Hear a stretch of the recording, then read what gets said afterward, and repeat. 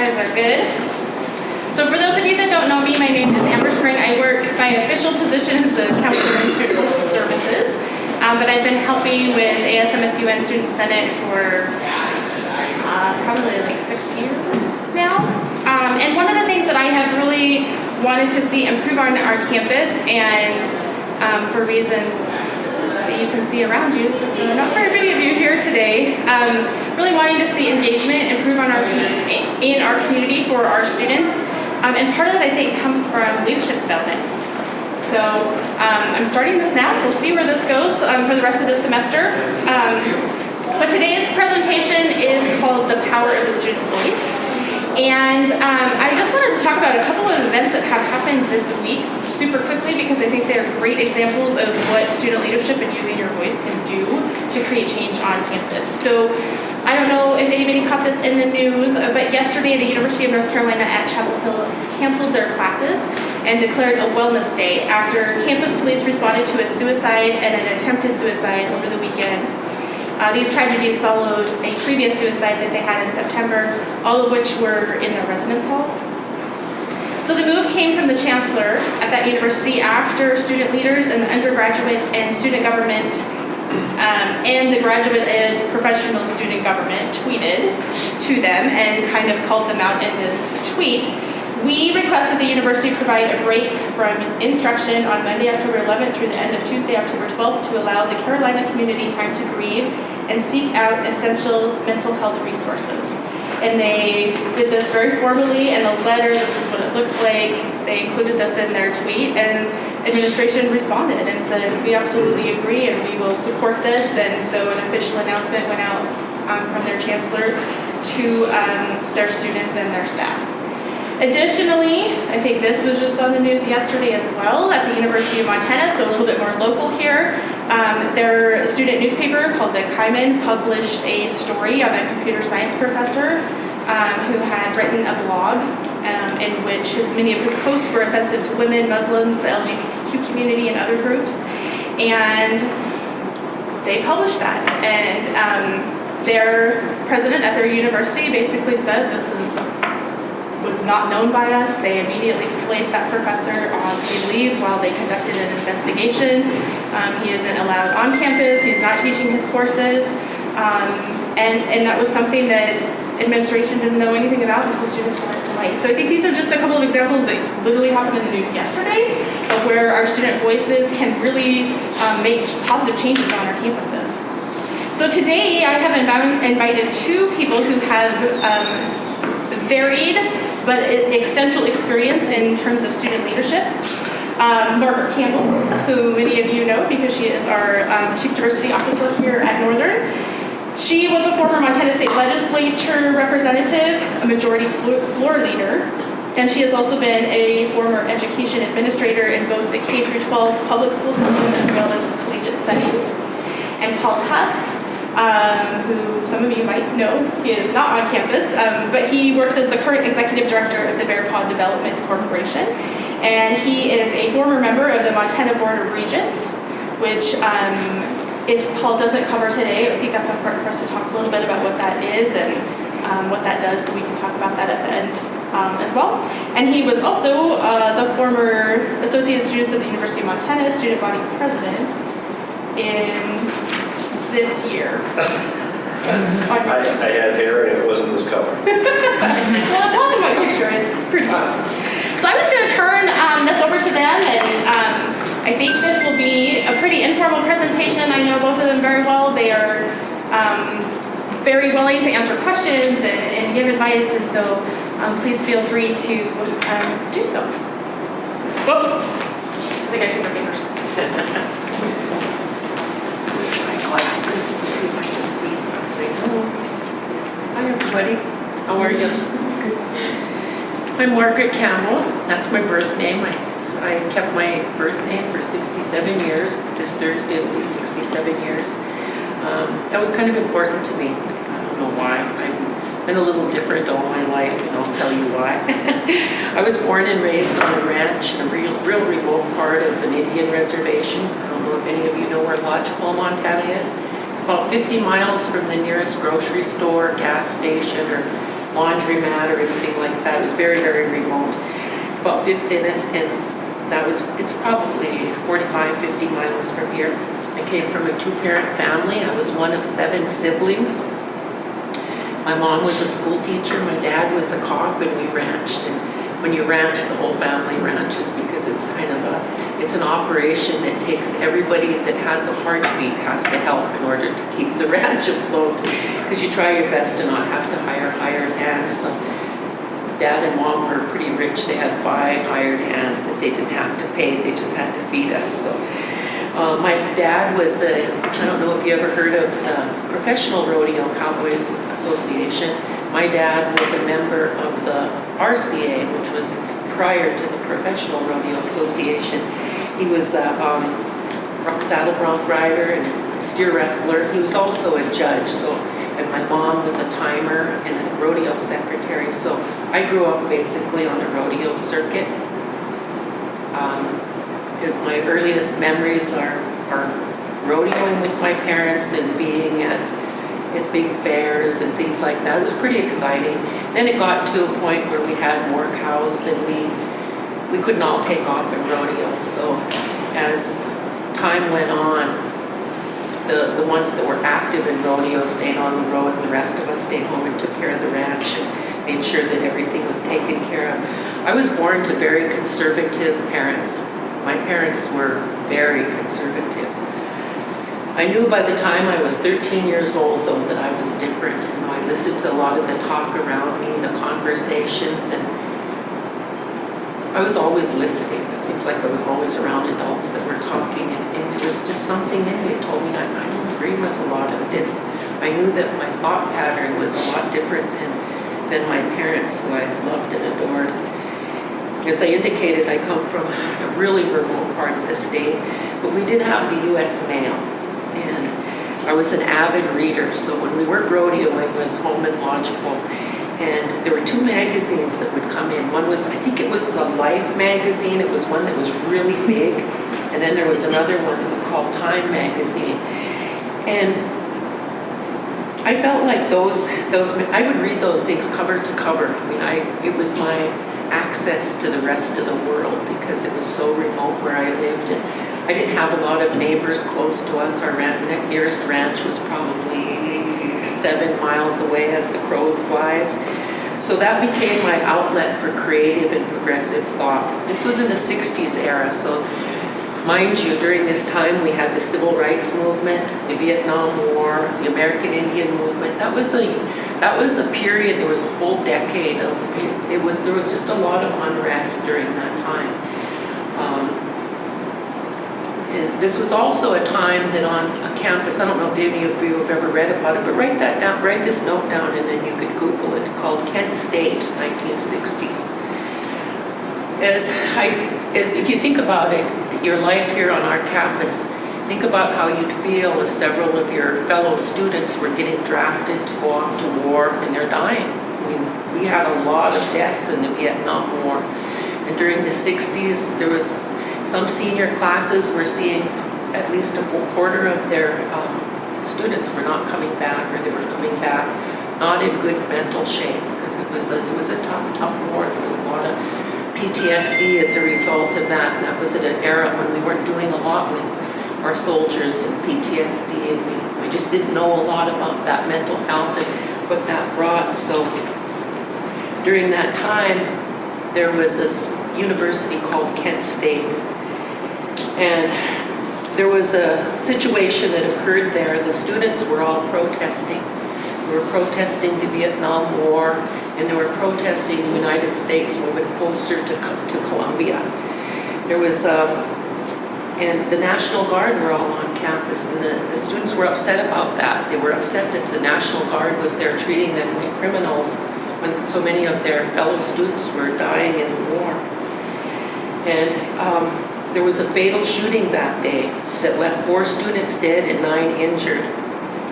And it was all over the U.S. involvement with the Vietnam War. The 29 National Guard that day fired 67 rounds over 13 seconds that killed 4 students and maimed 9 others that were hurt very bad, some of them hurt permanently. The fatal shootings triggered immediate and massive outrage on campuses across the country. Over 4 million students across the United States held the largest strike that's been known to U.S. history. We've had a lot of strikes, but that one was the largest, and it was all over the United States. So having grown up during the civil rights era, I have a different thought pattern than a lot of my colleagues that are much younger than I am. I grew up knowing that I wanted to make a difference in society. I didn't know how I would make a difference, but I knew I wanted to. I knew that if there were going to be changes in our society, that we all needed to get involved and to find our voices to make that change that we saw necessary. So I've seen a lot of things that I didn't agree with, but being as young as I was, I didn't really know how to effectuate change. I didn't know exactly what I wanted to do, but I kind of knew what I wanted the result to be. In high school, I became a class officer. I was very active in sports and other activities. I high school rodeoed, I played basketball. When I got to college here at Northern, I was very focused. By that time, I had a family, so I wasn't involved in a lot of things. Because whenever I was here, I'm thinking about the hourly wage I'm paying a babysitter in Harlem. So I'd come up here, I'd go to class, I'd go to the library, do my homework, and go home, because I really had my hands full at home. I had my own 4 children, and I had a cousin that was going through a divorce, and she and her husband were taking very good care of their boys, and they kept coming to my house. And one Sunday, I just couldn't take them home, so I started keeping them, and I raised them from the 7th grade through the 12th grade. So I kept myself pretty busy.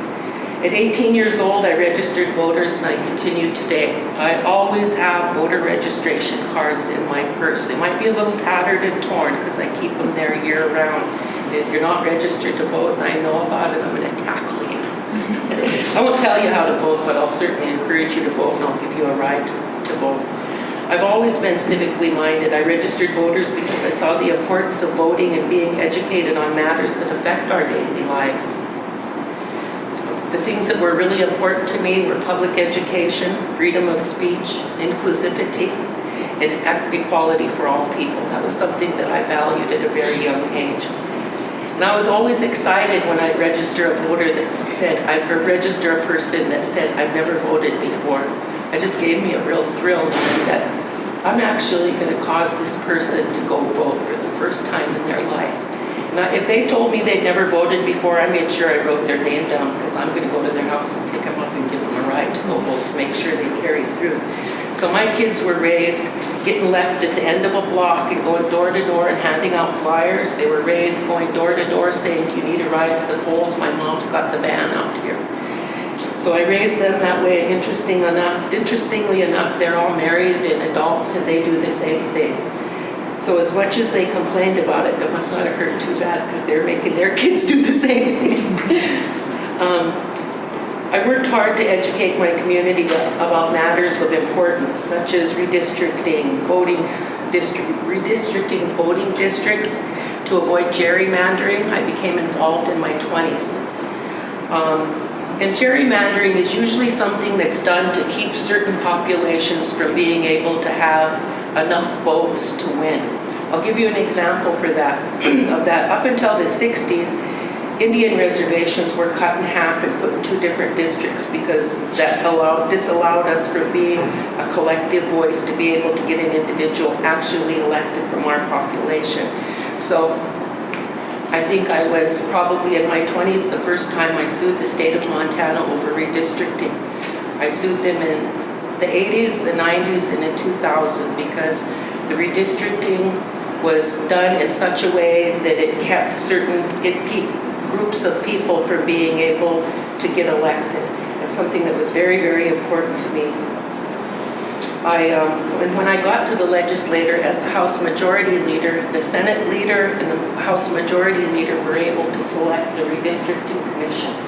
And that was something that I thought was really valuable to me, because I worked for decades on it, and I was actually at one point in a position to be able to put people on that commission that I thought would be fair, and that was the first year that we did not, the state was not sued over Senate districts and House districts. I recruited school board candidates, county commissioners, and legislators. I helped with their campaigns to increase their chance of being elected. So if I went up to you and said, would you run for the school board? You're a little reluctant and I talk you into it. Wouldn't just leave you hanging. I would come and work with you. I'd help you do your voter cards. I would offer to go door to door for you. I would gather other people to go door to door for you to help you get voted, get elected. That was the role that I felt was really important, to get people active in this process. One year, 2005, by that time I moved to Fort Peck and I was working at Fort Peck Community College as the Vice President for Community Services. And even though that whole area was completely new to me, I still thought it's important to become involved. So I was new and I went, I don't know if you've seen how big the Fort Peck Indian Reservation is. It's 2.1 million acres. It's huge. I started in Fraser, Oswego, Wolf Point, Poplar, Fort Kip, Brockton, trying to find people that would be willing to run for House District 31. It was a district that we won in the redistricting case, and it went from the high school, where the high school is in Glasgow, all the way to the big money district by Culbertson. And so I talked to everybody that I could.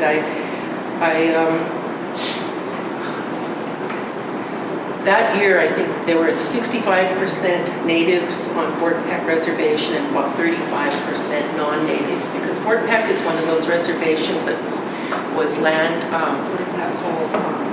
Homesteaded back when they were first formed. So on the Fort Peck Reservation, you could find like a 40-acre plot that belongs to a tribal member. Right next to it could be a 40-acre plot that belongs to a non-Indian, and next to something owned by an individual tribal member. So it's got a different situation than a lot of reservations that are just straight tribal, like Rocky Boy is 100% tribal. Fort Belknap is.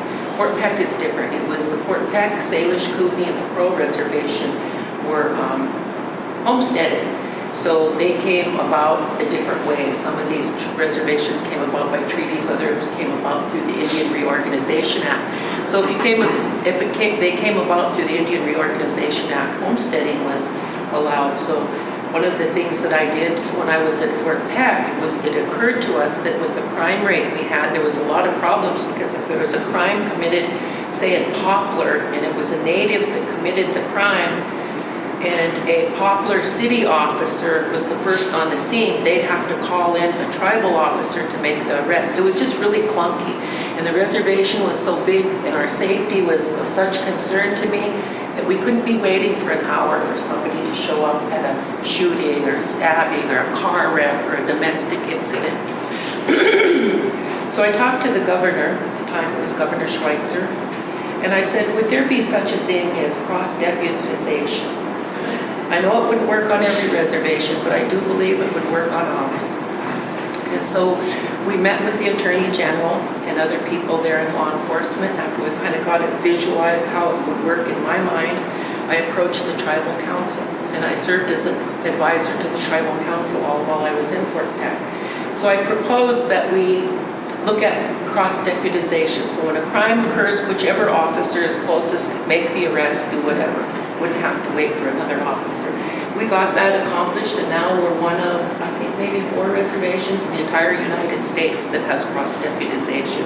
And because of that, I feel that our law enforcement is much better there, because there's no lines as to who you can arrest and who you can't arrest. And before, you had to look at who is the perpetrator and who's the victim, and it was just really, it was not a good situation. So I think the situation that we have now is good, but not everybody agrees with that, because about a month after we got this all approved and all the things, everything was signed by the state and the tribe, some of our tribal members got arrested over by Glasgow on a big drug bust, and they filled the newspaper, and their family filled the newspapers for the next 6 months about how some of us sold out the Fort Peck Indian Reservation and the jurisdiction, and that we sold out, and because of what we did, now people were going to prison. And I'm thinking, oh, that's not why they're going to prison. So I held my own. I said, no, I'm not going to buy that. But So anyway, after spending an exhaustive month, we had 2 days left before it was time to file, and I had literally probably talked to 80 people. They'd say, yeah, it really sounds interesting, but I can't leave my job. And that's when you live in an area with high unemployment and you have a job, you can't leave for 4 months because somebody else is going to take your job. Or if they can get along without you for 4 months, they probably don't think they really need you that bad. So I'd given up. It's like, I don't know who else to ask. Everybody I talked to say, well, go talk to so-and-so. They might. Go talk to so-and-so. They were on the school board and they were on the county. They were a county commissioner. 2 days left, and finally I said, okay, I'm filing. So I completed the nomination and the race was on. I ran against a very, very nice Republican man from Wolf Point. He was a very nice guy. He'd been there he ran his business for probably 40 years. He was very, very well liked. But we had different political views. And I kept a clipboard because I thought, if I'm going to do this, I'm not going to just tip my toe in the water. I'm jumping in. I want to win. And I'd helped with a lot of other political campaigns, and so I had a good idea of how to run mine. So I jumped in there and we took that clipboard from house to house. By the time the race was over, I had gone to 782 houses. I had knocked on their door and talked to someone, or either left a little set bag on their door with pens and things like that you leave hoping they'll vote for you. And I won that election 2-1. I was really pleased. But the best part about it is the Republicans never ran anybody against me my second, third term. And there's a reason for that. I walked into the Republican Party about a month after I was elected. They had a meeting, and I went in and I introduced myself, and they were looking at me like, what's she doing here? And I said that I wanted to meet with them and talk to them about any legislation that they had wanted to get through this year, this session. And I asked them if there was anything that I could do to help them, and that I might not agree with them philosophically, but I'd certainly entertain whatever it is they wanted to do. And by doing that and going once a year to their Republican Party dinner and talking to them and spending time with them, they never ran anybody against me my last two terms. One of the things we did is they were trying to get a dentist into Wolf Point, and there was a particular lady that they wanted. She graduated from dental school in the Philippines, and there was a sentence in the Montana state law that said that dentists to be licensed in the United States had to graduate from a dental school in the United States. So I took that on, we got that changed. I had to meet with the Montana Dental Association, and they didn't want to change that. That was something that was pretty important to them. But we worked on it, I finally got their support. We were able to get that changed, and they were able to get their dentist there. And there were a couple other things that I dealt with that dealt with municipality issues. And so after that, I guess what they felt is that I was moderate enough to be able to handle their issues, and that everything they'd asked me to introduce, I got passed. So they might not have agreed with me entirely philosophically, but they didn't run anybody against me, and I certainly appreciated that. And when I left for Helena, I didn't know what I was going into. I knew if I was going to leave my ranch and my family for 4.5 months to serve in the legislature, though, I knew I wanted to be in leadership. I knew enough to know that that's where a lot of decisions are made. In fact, most of the real decisions are made in leadership before things ever come to the floor. And I knew I wanted to be there. My first session, I ran for House Minority Whip. That taught me all about the bills and how the process worked to get legislation through the House and the Senate and finally to the governor's desk. I introduced bills that I thought were important to my district. One part of my district was on the Fort Peck Lake, so I introduced bills that dealt with those invasive mussels that get on boats, to require that by law that before any boat could come into any of our lakes that they had to be checked and thoroughly cleaned, and if they weren't, we set up the policy that would dealt with that. The second session, for the first session, I noticed that the Native American caucus kind of needed a little bit of leadership. They weren't really together. They weren't together. They weren't cohesive. And I knew that in order to be effective, we needed to have more cohesiveness. So the second session, I ran for chair of the Indian caucus, and that allowed me to be involved in all of the bills that were introduced by the Native legislators at that time. The third session, I ran for House Majority Leader, and I was elected, not only by Democrats, but I actually received some Republican votes, and that was kind of surprising, because normally that doesn't happen. Scott Sales voted for me. Wow, could you believe that? I'm right about that. That was due to my bipartisan work with the Republicans that shared my interest. For example, I strongly support the county of origin labeling on beef. That's a farmer-rancher issue. I think, like the rest of you, if you go into the store, you want to know where that beef come from. Did it come from Brazil, or did it come out from the bear paws? I know I want to know where my beef came from. So I was a very strong advocate. I testified in the House, and I went over to the Senate when the bill got there, and I testified there. Fortunately, my first session I served with John Tester. John Tester was in the Senate. He was the president of the Senate, and I really liked his leadership. He was a bold leader. He didn't apologize for anything. And I'd watch him, and I think, that's how I want to be. I don't want to feel apologetic. I want to be bold in what it is that I want to get done.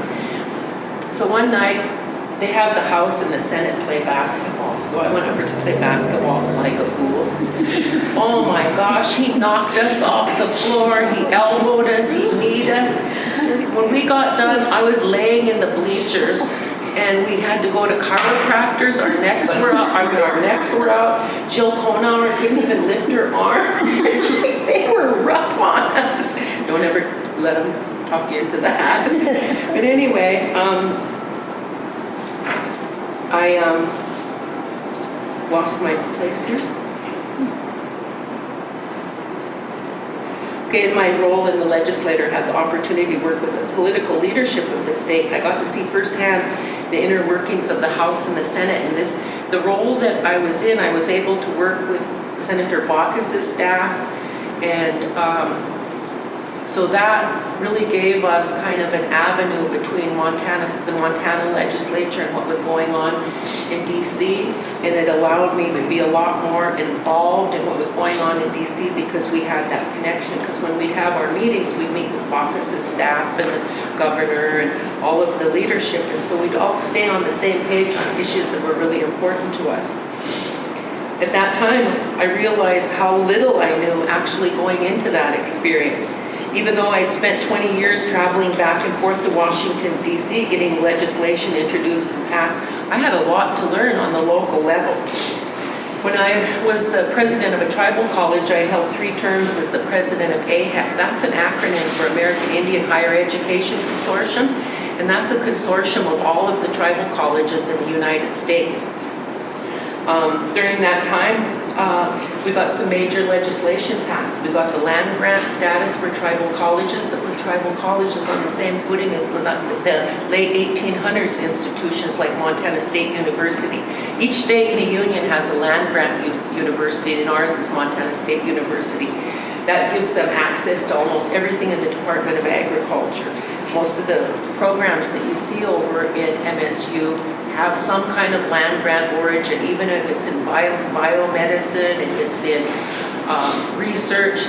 The Department of Ag has so much funding in so many areas that they're able to do a lot more at MSU than other campuses that don't have that access. The other thing we did is we introduced legislation for a presidential executive order for tribal colleges. Essentially what that is that President Clinton signed an executive order that told the entire executive branch, which is the Department of Transportation, Department of Ag, Department of Interior, Department of Ed, and across the board, they were required to write in a line item for tribal colleges. They said, it's up to you what you do, but find somewhere within your budget. So a lot of the things that came out of that was internships for tribal college students. They'd make internships available.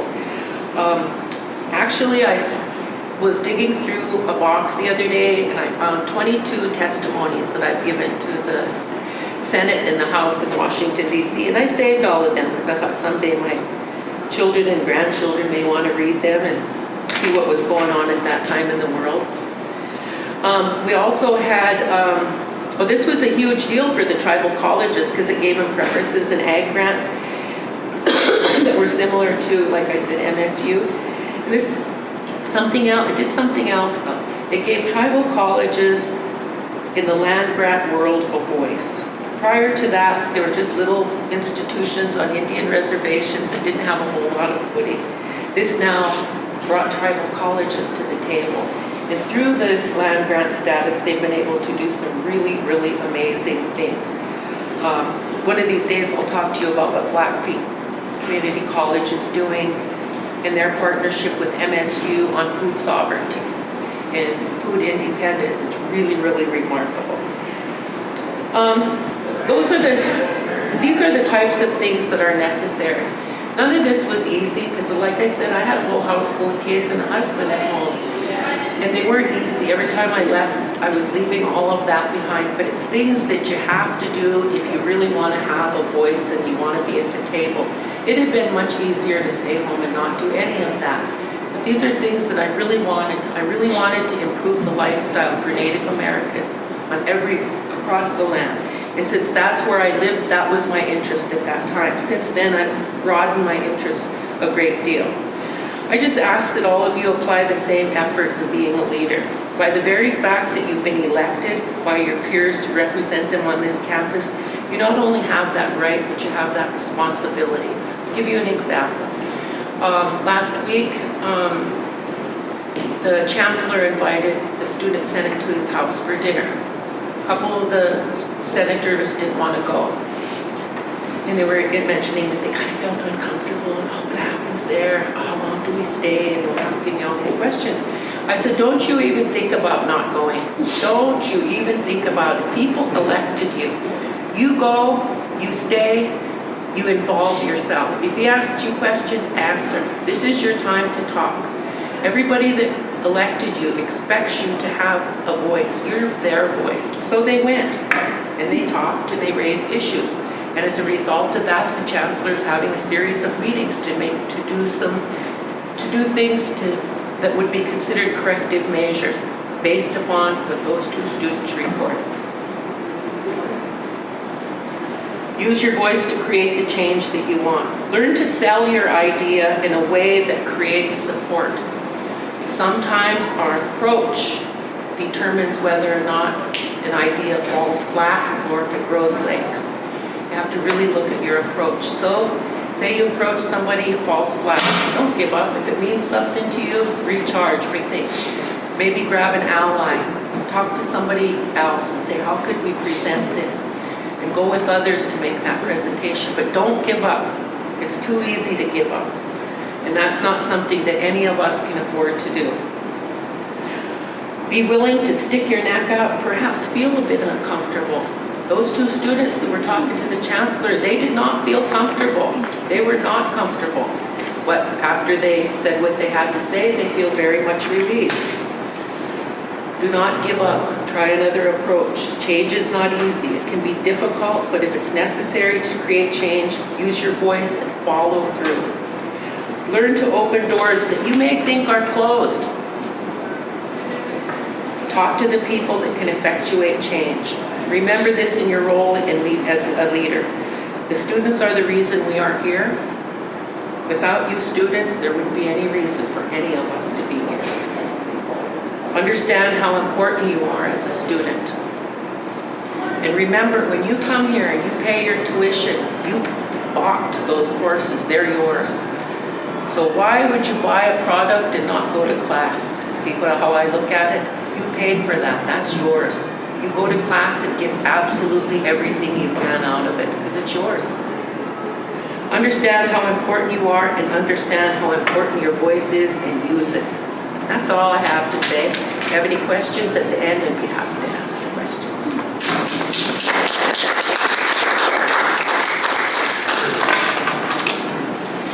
Now, Paul.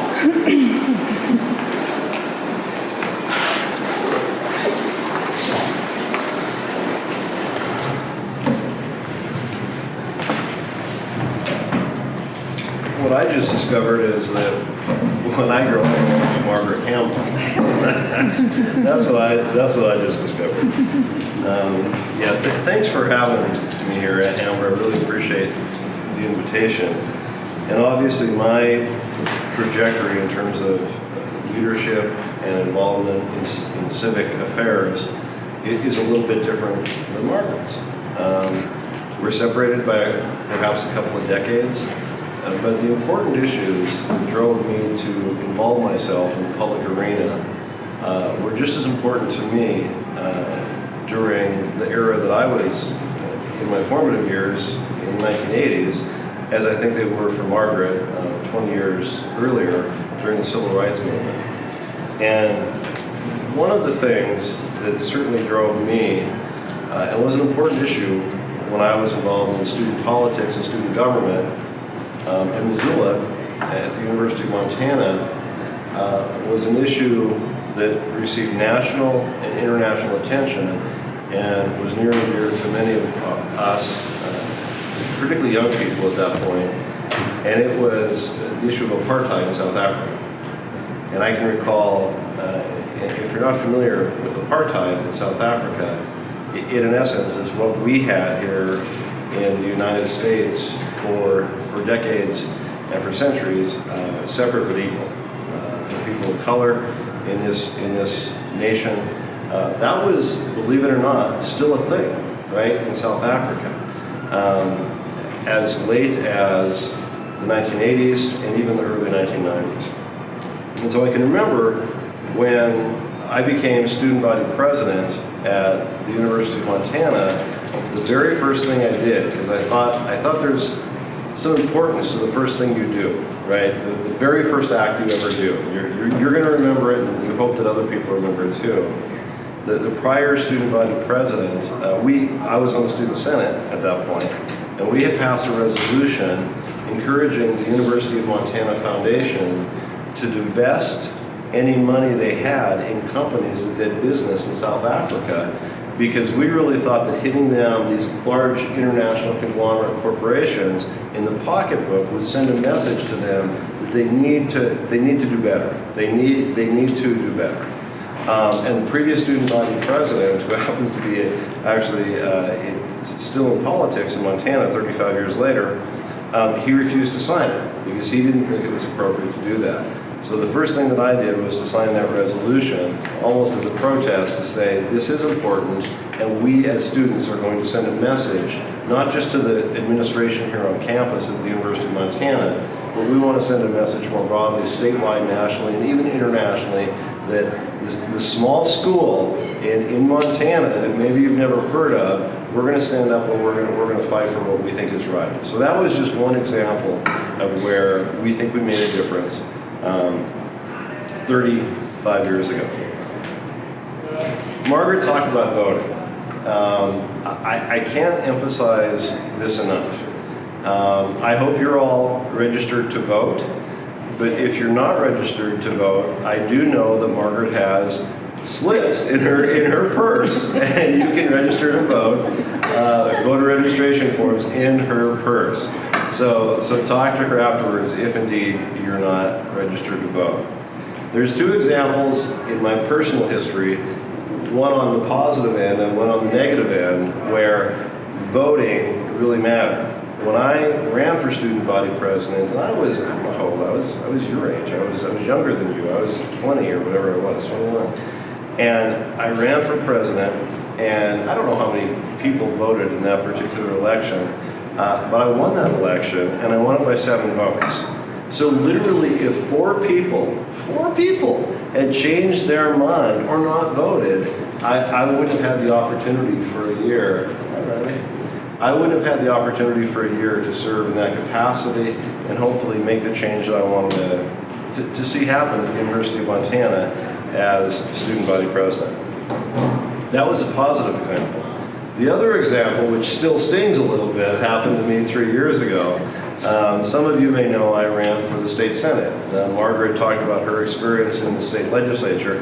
I wanted to do the same thing. Like I said, I want to be Margaret Campbell, right? So I ran for the state senate here in the state senate district, And I knew that it was going to be an uphill climb, but I worked my tail off. And this is a district that literally goes from the Canadian border to the city limits of Great Falls, from Havre over to Chester, and every place in between. It's a huge district. And the bottom line is I ended up not winning that district, but I lost it by 138 votes. Now, 138 votes out of more than 9,000 people that voted, had literally 40 people change their minds. I perhaps would be State Senator Paul Tuss instead of what I have now, which is Executive Director of Airport Development, which I really appreciate. But diving a little bit more into voting, and not just voting, but all of you who were under the age of 21 being able to vote. That was the 26th Amendment to the United States Constitution that was passed and ratified by the states in 1971. I had a very unique opportunity, one of the most unique opportunities in my life that I'll always remember. I had the opportunity to speak with Mike Mansfield before he passed away. Mike Mansfield was the longest serving Senate Majority Leader in the United States Senate history, in the history of this country, and he came from Montana. He grew up in Great Falls, he worked in the mines in Butte, and he was a history professor at the University of Montana before he got into politics, and he was elected to the House of Representatives and then to the state Senate in 1952, and he served until 1976 and then went on to become 12 years as ambassador to Japan.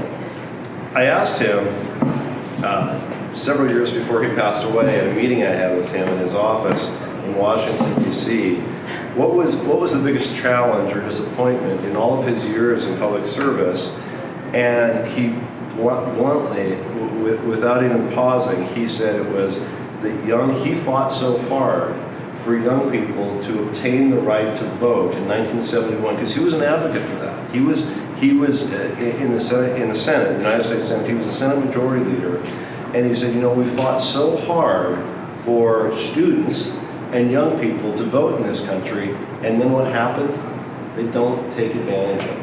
And it was a real bummer for him. And this is a guy who at that point was in his late 80s or early 90s. He was very old at that point. And he still remembers how disappointed he was in the early 70s and mid-70s and late 70s that young people didn't take advantage to vote. So I really want to encourage you, if you take nothing away from today, make sure that you're registered to vote and make sure that you vote every opportunity that you have the chance to do so. I've had the unique opportunity of serving on the Board of Regents longer than most people have served on the Board of Regents. I had the opportunity to do that for 11 years. And I really cherish the opportunity to do that, to make policy on behalf of the entire Montana university system. And without a doubt, the secret weapon, if you will, to anything that we did, whether it was tuition, whether it was fees, whether it was anything within the realm of governance related to the Montana university system, it was what the students wanted, right? There are 40,000 students, 40,000 plus students in the Montana university system. And the truth is that nothing can happen in the Montana university system if you organize and if you work with your fellow students and if you make your voice known to those policymakers at any level, and specifically at the Board of Regent level. If there's something that you want to see happen here at MSU-Northern, or if there's something that you want to see happen in the Montana university system, there's little question that if you organize, especially with other campuses, there's nothing that you can't do. There's absolutely nothing you can't do. And I told Amber, I told her, if you really want to shock people, use this picture. That younger looking guy that had hair, if it wasn't this color, that's me, with a bullhorn. And I had to do the math a little bit, and I wrote it down here. This was in 1987. It was 34 years ago. And I remember, this was taken in front of the Capitol building. We were on the steps of the Capitol. And we had 2,000 students. So imagine every single student at MSU-Northern times 2. We had that many students march from downtown Helena to the Capitol building. And what we were protesting was the administration, and it was Governor Schwinden at that time. Montana was going through some tough times financially, and he had to make some very difficult decisions. And I can remember, Ted Schwinden is a very good governor, I can remember him saying, there are no sacred cows in this budget, including higher education. Well, in my opinion, if there's one thing that you should keep sacred, it's funding for education, and I still believe that to this day. But I had the good fortune to be student body president at the University of Montana at that point, and they gave me the bullhorn. And so we basically rallied students to go into the Capitol, not just protest in front, go into the Capitol and talk to your legislator. Go talk to your legislator from the Fort Peck Indian Reservation. Go talk to your legislator from Butte or from Haviland, wherever you're from, and let them know very personally, as an individual, as a constituent and as a voter, why it's important to fund higher education. And to be honest with you, all day long I've been trying to figure out whether or not we were successful. I can't remember what happened when we went there. We're still here. Mobilizing 2,000 students was very successful in terms of just the momentum and the energy and the positive vibes that came from that. I would encourage you to do that same thing. If there's issues out there, organize your fellow students. If you have a burr under your saddle about something and you think that something should happen on this campus, organize your fellow students. Go talk to the chancellor. Go, as student senators, go talk to the Board of Regents and organize to make sure that you get the impact that you want on those particular issues. I would just say that also, not necessarily just because I had the bullhorn, the biggest bullhorn doesn't necessarily work. I really believe that you have to be solutions oriented. So don't just complain about something that you think perhaps there's an injustice in this world, right? And there's a lot of injustices, for God's sake, in this world. If there's something that you want to see happen on campus, it's very easy, and I do this all the time, it's very easy to complain about X, Y, or Z. What I would encourage you to do is to come up with some constructive criticism and constructive ideas about how to change that. So how do we go from an injustice to justice? How do we go from something that's wrong to something that's right? How do we go from something that's not fair to something that's fair? So I would encourage you to organize, but organize in a constructive way to really come up with solutions for what you think we should be doing. And not just as students, but as citizens of this community, as citizens of this state, and obviously as citizens of the world. Margaret said something, and I wrote it down. She said, stick your neck out. We had a governor, the first and only female governor in Montana, Judy Martz, and she always used to have a turtle. That was kind of her symbol when she was governor. And she had the state logo on the turtle, and she always wore turtle jewelry and all this kind of stuff. And I can remember she always used to talk about how the turtle doesn't get anywhere unless it sticks its neck out. And I always thought how appropriate that was. And so I would encourage you as students on this campus, but as citizens of this state and this nation, to stick your neck out. Don't be afraid to get involved in the public arena, because the truth is, the only thing that's ever going to change is when people who are concerned about issues stick their neck out and involve themselves in the public square. So with that, I'd be more than happy to take questions. I know Margaret would too. I just want to say once again, thank you. This is a small crowd, but this is a great crowd. And it starts with one or two people, a small crowd, doing important things that you think are going to change the trajectory of what's happening in your life, in your community, on this campus. So Amber, I once again want to thank you for this wonderful invitation to be here. And I'm more than happy to answer any questions.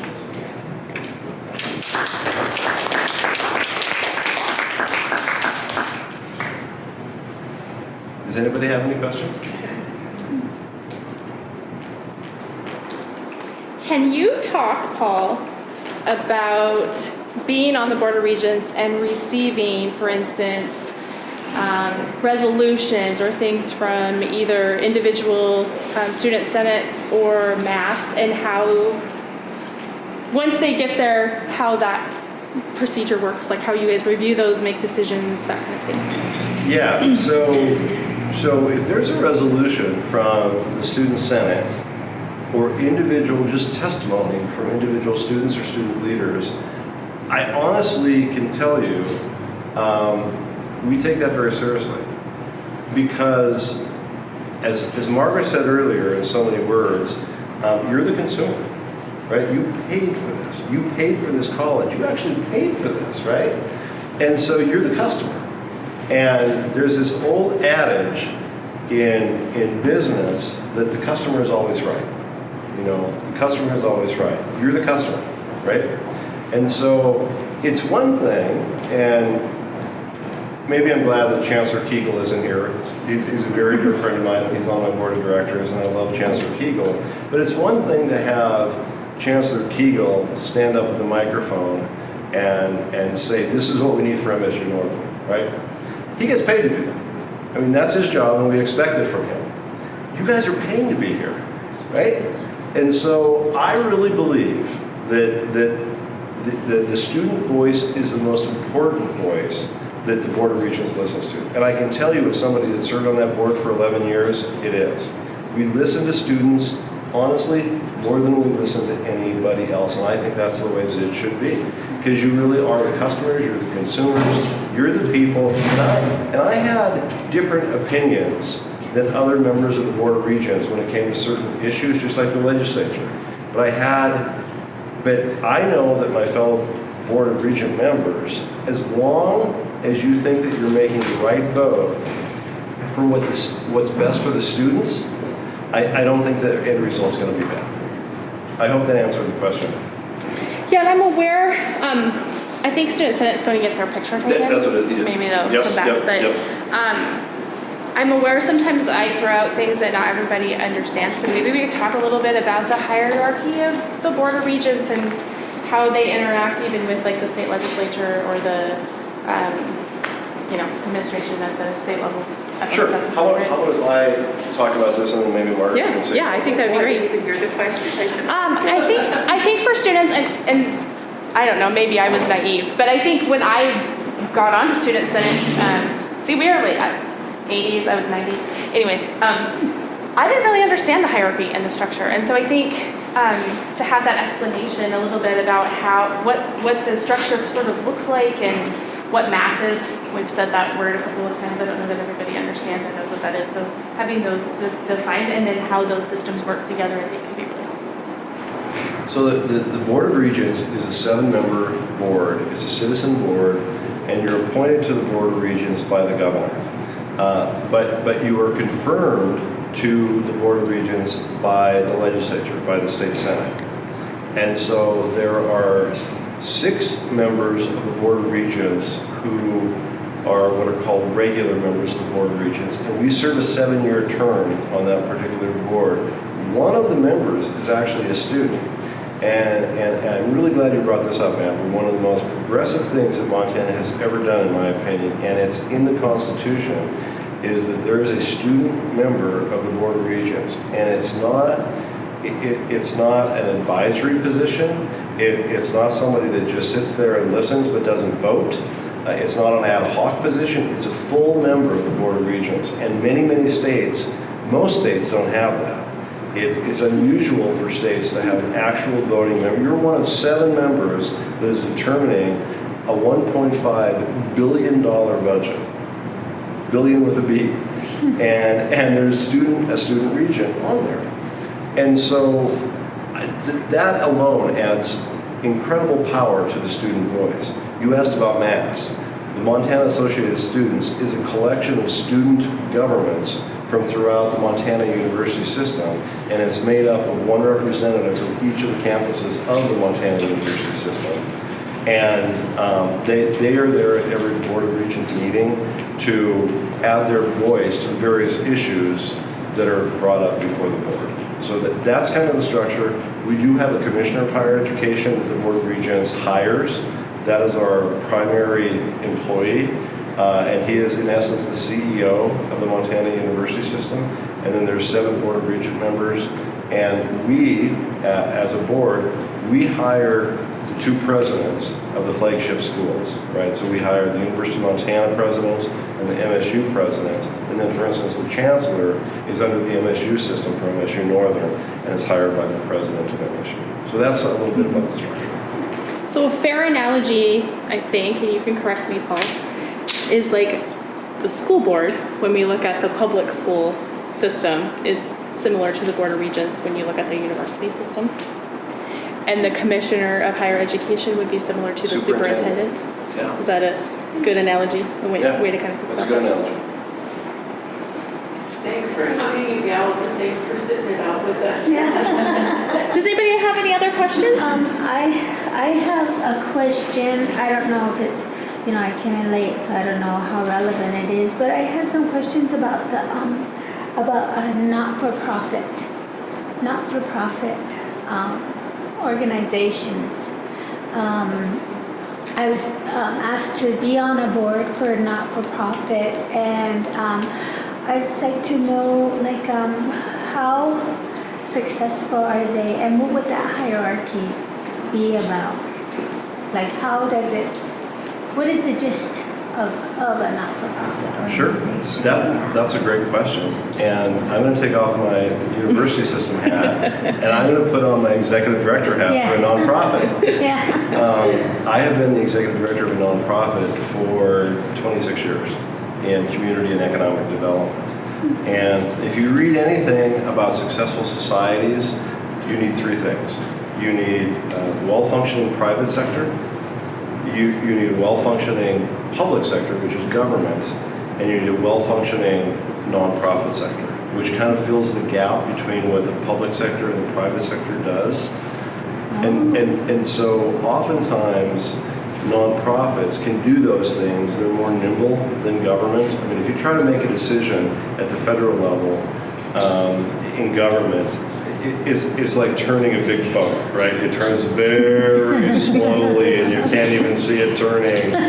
But oftentimes in the nonprofit sector, you have the nimbleness, you have the expediency to be able to make decisions quicker. And oftentimes because of the structure of nonprofits, we have access to other resources, including funding, that sometimes the private sector and the public sector don't have, like from foundations, for instance. And so they're able to do things differently than either government or business. And so if you've been asked to be on a nonprofit board of directors, you in essence are the governing board for that nonprofit. Okay. I have a 24-member board that I answer to. So I am the employee that my board of directors has hired to run Bear Paw Development Corporation. And then I hire employees that I'm the boss. And so as a member of any board of directors for a nonprofit,